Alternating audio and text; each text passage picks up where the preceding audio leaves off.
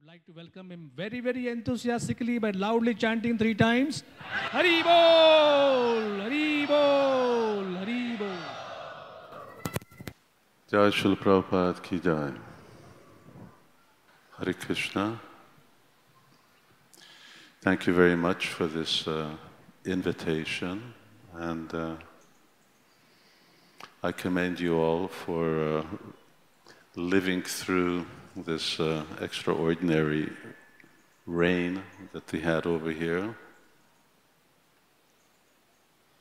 It didn't rain through the ceiling? No. Hare Krishna.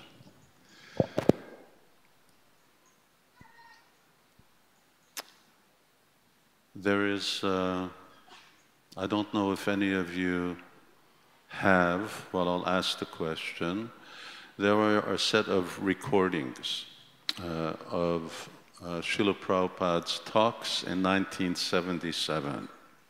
There's 400 in all recordings. These aren't lectures, maybe there's a dozen lectures in them altogether. Who listens to those, or who has them? Well, very few. They are available. They're available from Bhaktivedanta archives, from BBT. You can download them. I think you can get them for free. And they're different than what you've heard prior to those dates. Srila Prabhupada's morning walks and lectures and everything. They begin 1977 with Srila Prabhupada going to, I only listened to him 3 times, still my memory's stretched. Anyway, it's Kumbh Mela, Calcutta, Mayapur, Mumbai. From Mumbai, Srila Prabhupada goes to Rishikesh, Vrindavan, Bhaktivedanta Manor in the UK, and then back in Vrindavan. And I'm mentioning those recordings because you haven't heard them.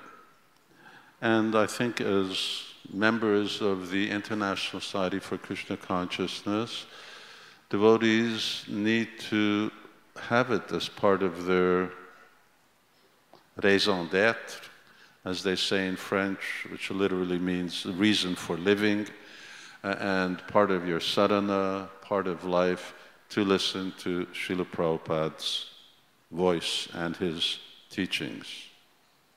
Let me ask another question. Who regularly listens to Srila Prabhupada's recordings?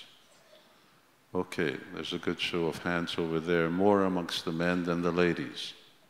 But you can listen while you're cooking. And I know that when I first started listening to Srila Prabhupada's lectures in 1972, I couldn't understand what Prabhupada was saying. It took a little while for my ears to get used to Srila Prabhupada's accent. Now it's very natural. But aside from reading Srila Prabhupada's books as our primary sources of scriptural reference, it's our duty to hear Srila Prabhupada because you get to see and hear another aspect of Srila Prabhupada that's somewhat different than his books. It's the same person, but in different forums. Srila Prabhupada will speak differently in a class, when he has a conversation. And when you listen to these recordings that I'm talking about, as I mentioned, there's only a few lectures here. There's a lecture or 2 in Mayapur, in Mumbai, Darshan, in Rishikesh, and that's it. They're all personal interactions with his devotees. And especially after Srila Prabhupada, there's an event in Rishikesh. Prabhupada's health was not good. And Prabhupada had very weak kidneys, and ultimately Srila Prabhupada left this world from the material point of view due to kidney failure. When Srila Prabhupada, I remember when we were here in 1977 in Sridham Mayapur for the annual festival, at which time, I don't know, maybe there were 400 or 500 of us. It was a real luxury then. We had the long building. The year before, in '76, the only accommodation was the Lotus building, which was Srila Prabhupada, Sannyasis, GBCs, and the wall. So what you see now, the shops mostly along the wall, to the left of the gate, that was the men, and to the right of the gate, that was the women. And that's where we were staying in those, and then there were some outside toilets and showers. When Srila Prabhupada in '77, he gave one greeting lecture, and thereafter he became very ill. And after that, he just told other senior devotees to give class. And from there on in, Prabhupada's health started a very slow decline. And Prabhupada went to Mumbai. He participated there in a very large pandal. And from there he went to Rishikesh with the idea that being in a cooler weather, drinking Ganga Jal, that will make him better. But one evening there was a storm, and at that point Prabhupada felt like something happened. It's not exactly clear from the biographies. I remember talking to Tamal Krishna Maharaj, who was Srila Prabhupada's personal servant, and who played a very special, extraordinary role in this last year. He came here sometime in February and played a very special role in Srila Prabhupada's Tirobhav Leela, his pastime of disappearance. When you listen to it, then you understand. There's nobody that Srila Prabhupada interacted with him in the way that Tamal Krishna Maharaj did. It was a very special relationship. And in Rishikesh, Prabhupada said, I think that I may die, take me to Vrindavan. And Srila Prabhupada came to Vrindavan. They drove all the way to Vrindavan.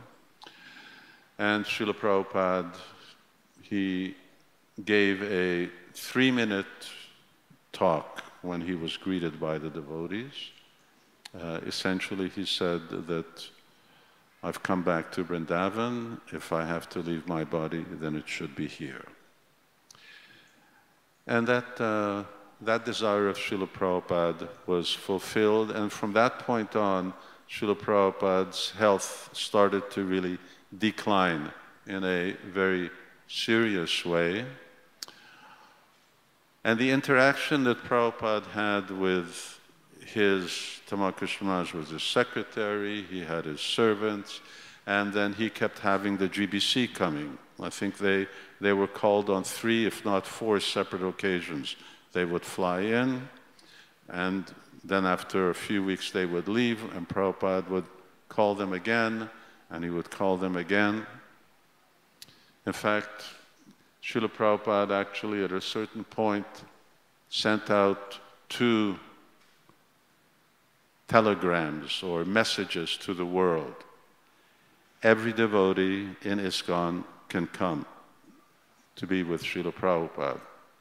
Now that didn't quite happen, and when devotees were asking, well, Prabhupada, what will happen to the temples?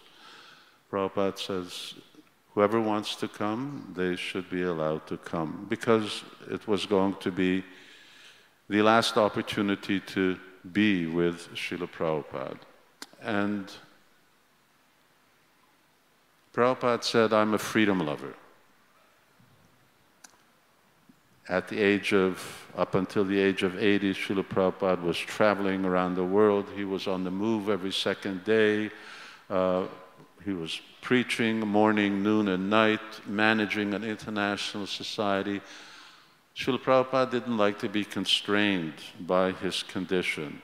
And more or less, it becomes quite clear, if you study it closely, that at a certain point, Srila Prabhupada recognized that even if he didn't leave the world, the condition he was going to stay in this world wasn't the type of condition that he wanted to stay in.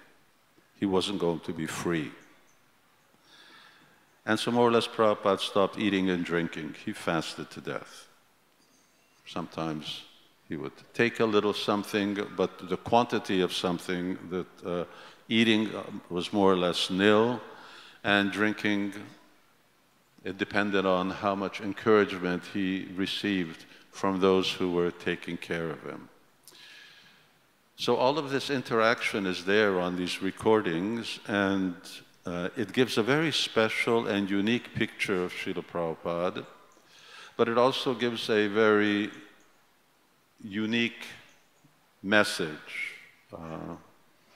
I don't know if any of you have seen this film that Yatra Prabhu produced 40 years ago. It's called The Final Lesson. And it's about a half-hour-long film. It's about Srila Prabhupada's final days, and then the day or 2 days after Srila Prabhupada's departure.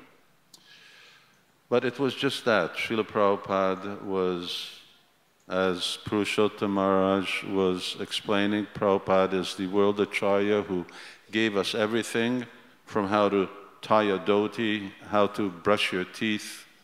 Prabhupada, not only how to brush your teeth, Prabhupada gave us toothpaste. When we join a temple, there's no question that you're going to go and buy Pepsodent in the store. First of all, we didn't have money to buy Pepsodent. But second of all, Srila Prabhupada had Prabhupada toothpaste, which was salt and mustard oil mixed together, and that was toothpaste. That's what we brushed our teeth with.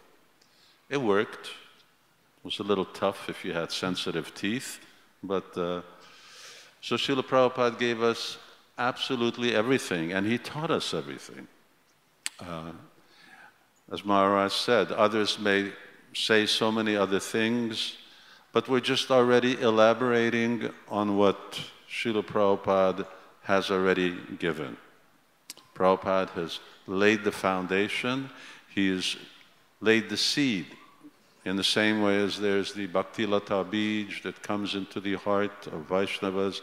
Similarly, Prabhupada laid the seed for spreading Krishna consciousness all over the world. And Prabhupada showed this lesson. He showed the lesson that every one of us is going to have to face sooner or later. Now, you may not have to take sannyas, I'm pointing to the men, and you may not lose your husband because he took sannyas, I'm pointing to the ladies, and you may not have to go out and sell Prabhupada's books, or you may not do many things, and someone may become a pujari, but there's one thing everyone's going to have to do.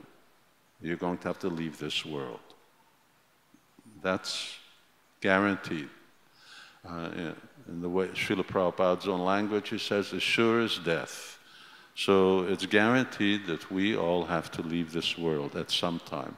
But how to leave this world? And as with everything else, Prabhupada again laid the foundation. He showed how one should actually leave this world. And the miraculous thing is that Prabhupada's mood remains consistent with everything else that Prabhupada had given us up until that time. Who's read Prabhupada Lilamrita? The unabridged version, the big version. Yeah, very good. So again, very important. When Satsvarupa Maharaj was doing research, at that time I was traveling with him. I went to some of the places. I went with him to Butler, Pennsylvania to interview. At that time, we were interviewing the newspaper reporter who first wrote that Butler Herald, I think it was called, article on Srila Prabhupada. He wasn't very favorable, interestingly enough. He's one of the very few people who was not favorable. And that was a really wonderful service. Srila Prabhupada gave permission to write the biography. He was against it. In the beginning, he says, why? Same thing as what Maharaj was saying.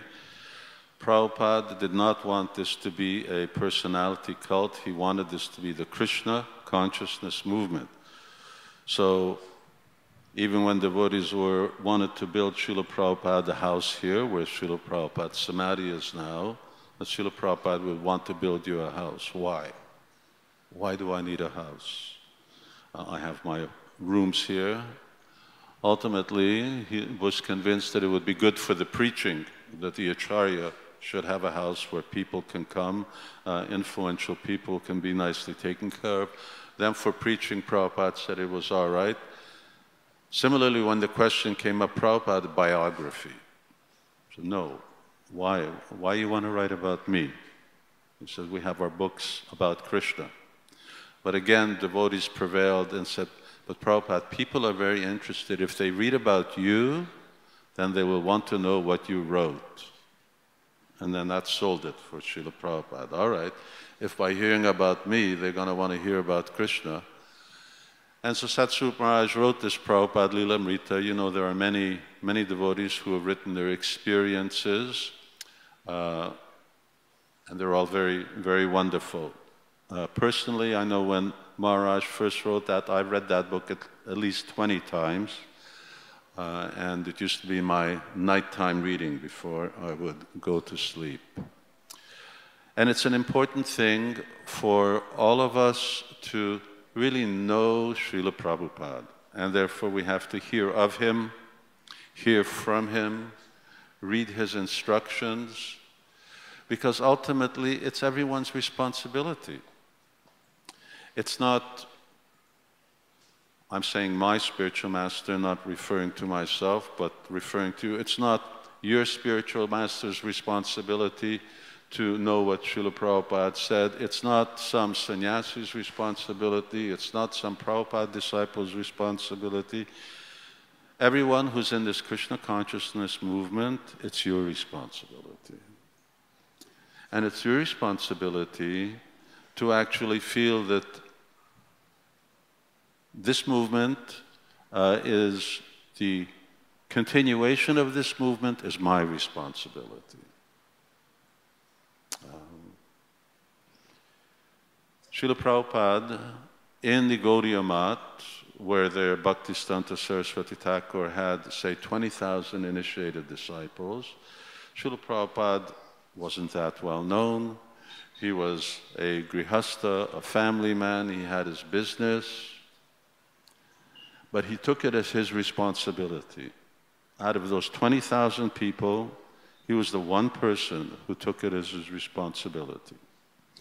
That Bhaktisiddhanta Saraswati Thakur wanted this, therefore it should be done. And for that, Prabhupada sacrificed. He sacrificed staying in Vrindavan, he sacrificed his health, and ultimately Prabhupada decreased the duration of his life, he said, by 10 years in order to travel around the world. That was the effect of the traveling. That's what Sampradaya means. Evam parampara praptam imam rajarshyo bidhu. We are all in this parampara, especially those devotees who are initiates. Then we have to think, yes, my service and my Krishna consciousness. These are two things that we have to really perfect as our obligation to Srila Prabhupada. Not just chanting 16 rounds and regulative principles, all right, minimum 16 rounds, no. 16 rounds and regulative principles, but in order to become pure devotees. It's our duty to Srila Prabhupada to become pure devotees, not just to become sadhakas, but kriti sadhya bhavet sadhya bhava.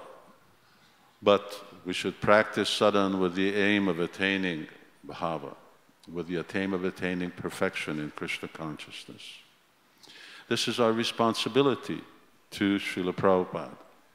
And if Srila Prabhupada is going to continue living, and he's living in his books, he's living in his instructions, Srila Prabhupada is living in his murti, and is living in this Krishna consciousness movement, which Srila Prabhupada really struggled to establish. And he protected it. Prabhupada was extremely protective of both the devotees in this movement and also of the society. But the society is made up of parts. I hear there's 5,000, 7,000 devotees here. You're all parts of the society. And everyone has their particular role. In an automobile engine, say a standard automobile engine, there's 15,000 moving parts. You take one out, the engine will stop. Everyone has their fundamental role. Everyone has their intricate role. It may be a screw, you may be a wheel, you may think the steering wheel is more important than the screw, but what are you going to do with the steering wheel if the screw is not in place? Then it becomes useless. So just consider that 40 years today, not exactly today, at least today, by our calendar, November 14th was by the solar calendar. 40 years today, which is actually 2 generations have gone by. And there's still another 10,000 years to come. And our responsibility is to make sure that what Srila Prabhupada has given and what Bhakti Purushottam Maharaj has emphasized as the founder Acharya, that it's not lost. But don't think that it's someone else's responsibility to do it. It's everybody's responsibility to do it. It's our responsibility to Srila Prabhupada. And it's not an easy thing. So in Bhagavad Gita, Krishna says, Sakalinena mahata yoga nasta parantapa. Being in the material world and fighting against the influence of the modes of material nature, Sakalinena mahata, the influence of kala, or time, is very powerful. Even Krishna comes, he speaks Bhagavad Gita, and what happens? So many people misinterpret it, so many Mayavadis follow it, other people make many things of it. Vyasadeva gives Srimad Bhagavatam, and all kinds of distortions arise from it. Kalini Hamahata. That's the influence of time. But it requires sincere people. Therefore we have Evam Parampara Praptam, Imam Raja Arsayobitu. So we may not be Raja Rishis, but it requires that devotees play their role in keeping intact what Srila Prabhupada had given, because when Krishna says, Jada Jada Hidharmasya Glani Tadatmanam Sijamiham, Krishna comes personally, he comes in his incarnation, he comes in his Avesh form.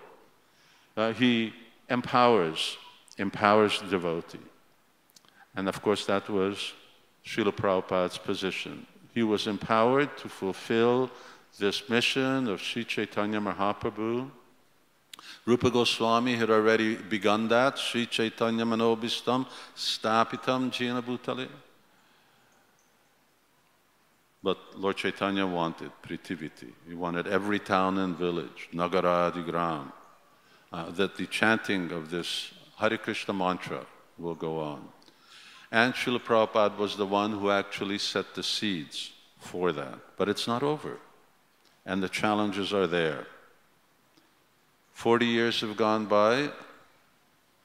If you listen to these lectures, these recordings, you'll see that 40 years ago, there were no Indian devotees in this yatra. In India, I'm talking about. The Indian devotees that were here are the ones who came from the West. Gopal Krishna Maharaj came from the West. He came from Montreal and Paris, and other devotees also. And a few devotees started to come. So now there are so many Vaishnavas, so many devotees. But still the challenge is there. The challenge is that what we have may be lost. Many wonderful things have happened. Oh yes, that's what I was saying. So many, the Indian Yatra is now the most prosperous, quickly growing, populous, and so many other aspects, things in the entire Krishna consciousness movement Yatra. But it wasn't at one time. Now it is. It could not be again. Nothing is assured. When I finally moved into temple, and that was in 1973, I was already associating with devotees for quite some years before that. But our consciousness was that about 2-3 months down the road, we would be taking over the world. Srila Prabhupada gave us that impression. He said, it can happen in 18 days if you have full faith in my instructions. Well, it didn't happen in 18 days, it didn't happen in 2-3 months, and as you notice, it didn't happen in 40 years. In fact, the impression that we're making on the world doesn't necessarily balance off the impression that Kali is making on this planet and the residents of this planet. It's up to us. The challenge is not a minor challenge. If even Krishna's message can be lost, if even Krishna's teachings and sampradaya can be compromised, Bo, Kautabraja, so many different apasampradayas will come up, then we should know that it's a real challenge for us to maintain what Srila Prabhupada has given us. And Prabhupada emphasized that a cooperative effort is one of the main keys to make that into a real success. So in these days leading up to Srila Prabhupada's departure, Prabhupada would say, I will not die. I will live in my instructions. But instructions are not just some kind of sound vibration in the ether. They're not just ink on paper, but actually instructions are something that resonates in Srila Prabhupada's followers' hearts. And every one of us and every member of the Krishna consciousness movement for now, up through to the thousands of years to come in the future, they must know Srila Prabhupada. The health of this Krishna consciousness movement depends upon it. And everything else is secondary. All of us write many books. You read the books, you don't read the books, it's optional. But reading Srila Prabhupada's books is not optional. We have to recognize that Srila Prabhupada's position is foremost. And aside from taking responsibility, we have to know what it is that Srila Prabhupada wanted. Everyone has to know, every individual has to know. And then Srila Prabhupada will not die. So this is actually Srila Prabhupada's, I don't know, celebrating. I always have difficulty in celebrating Prabhupada's disappearance. Philosophically, it's one thing. Personally, that's another. But nonetheless, it's our duty and my humble request to everyone that don't let Srila Prabhupada die. Make Srila Prabhupada thrive. Srila Prabhupada thrive collectively within the movement and within the hearts of all of his followers by making this Krishna consciousness movement what Srila Prabhupada wanted it to be. Prabhupada really had this very, very wonderful and extraordinary vision what ISKCON should be. And he envisaged that this Krishna consciousness movement would save the world. Sometimes it seems like we're struggling to save ourselves. But Prabhupada wanted this movement to save the world. So if we make that as our prime goal, and that's what Srila Prabhupada did. It's what made Prabhupada different from all of his other god brothers, is that Prabhupada was not even satisfied with just his being comfortably situated in Krishna consciousness and chanting Hare Krishna and living in Mayapur or Vrindavan. Prabhupada was willing to sacrifice everything to fulfill the mission of the disciplic succession and Chaitanya Mahaprabhu. And ultimately, we can't get around that. You may be brahmacharis or sannyasis or grihastas. Prabhupada treated everybody the same. He didn't make any distinction. That means he expected the same from everyone. He expected the same from his grihastas as from his sannyasis, which was that make ISKCON the priority in your life, and just depend on Krishna. Let Krishna take care of everything else. Hare Krishna. Thank you very much. Srila Prabhupada ki jai. Srila Prabhupada ki jai. Jai Srila Prabhupada ki jai.